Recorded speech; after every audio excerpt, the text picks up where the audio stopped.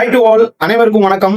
ரொம்ப ரொம்ப முக்கியமான ஒரு விஷயம், கண்டிப்பாக கொஸ்டினாவும் கேட்பாங்க, கண்டிப்பா எல்லாரும் தெரிஞ்சுக்கவும் வேண்டும். இது என்ன அப்படின்னு கேட்டா, வந்தே மாதரம். நமக்கே தெரியும், நம்ம இந்தியாவில பொறுத்த வரைக்கும் தேசிய பாடல், தேசிய கீதம் ரெண்டு இது இருக்கு. தேசிய கீதம்னு சொல்லும் போது ஜனகணமன, தேசிய பாடல்னு சொல்லும் போது வந்தே மாதரம். இதை தாண்டி வேறு சில பாடல்களும் இருக்கு. ஸோ ரொம்ப முக்கியமானது இந்த ரெண்டு தான்.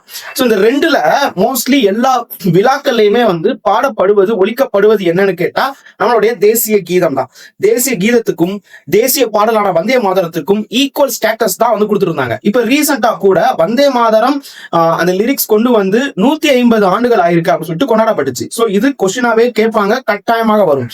அதே நேரத்துல இப்ப ரீசெண்டா இன்னைக்கு உள்துறை அமைச்சகத்துல இருந்து ஒரு நோட்டீஸ் வந்திருக்கு. என்னன்னு கேட்டா, வந்தே மாதரம் பாடல் பாடுவது கட்டாயம் அப்படின்னு சொல்லியிருக்காங்க. குறிப்பா முக்கியமான அரசு விழாக்கள்ல வந்தே மாதரம் கண்டிப்பா பாடணும், பாடுவது கட்டாயம்னு சொல்லியிருக்காங்க. அந்த பாடுவதற்காக சில வழிகாட்டுதலும் பாத்தீங்கன்னா கொடுக்கப்பட்டிருக்கு. 1937 பாத்தீங்கன்னா சில வரிகள் நீக்கப்பட்டுச்சு. அதாவது சில பக்திகள் மொத்தம் இதுல 6 பக்திகள் பாத்தீங்கன்னா இருக்கும்.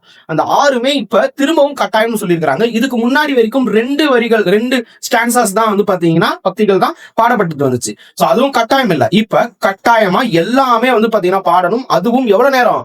3 நிமிடம் 10 வினாடிகள். அதாவது கிட்டத்தட்ட பாத்தீங்கன்னா 190 வினாடிகள் பாத்தீங்கன்னா பாடணும்னு சொல்லியிருக்காங்க. இந்த பாடல் இசைக்கப்படும் போது கட்டாயமா எல்லாருமே எந்திரிச்சு நிக்கணும் அப்படிங்கறதும் சொல்லப்பட்டிருக்கு. இது குறிப்பா இந்த வந்தே மாதரம் பாடினதுக்கு அப்புறம் தான் தேசிய கீதம், அதாவது ஜனகணமன இசைக்கப்பட வேண்டும் என்றும் கூறப்பட்டுள்ளது. சோ ரொம்ப முக்கியமானது, கொஸ்டின் கேட்க நிறைய சான்சஸ் இருக்கு. சோ இந்த வந்தே மாதரம் அப்படின்னு சொல்லும் போது யார் எழுதுனா அப்படின்னு சொல்லி கேட்பாங்க. உங்களுக்கு தெரியும்னா கமெண்ட் பண்ணுங்க. இன்னொரு முக்கியமான விஷயம், வந்தே மாதரம் 3.10 செகண்ட் 3 நிமிடம் 10 செகண்ட் பாடணும். ஆனா தேசிய கீதம் எவ்வளவு செகண்ட்ல பாடணும் தெரியும்னா கமெண்ட் பண்ணுங்க.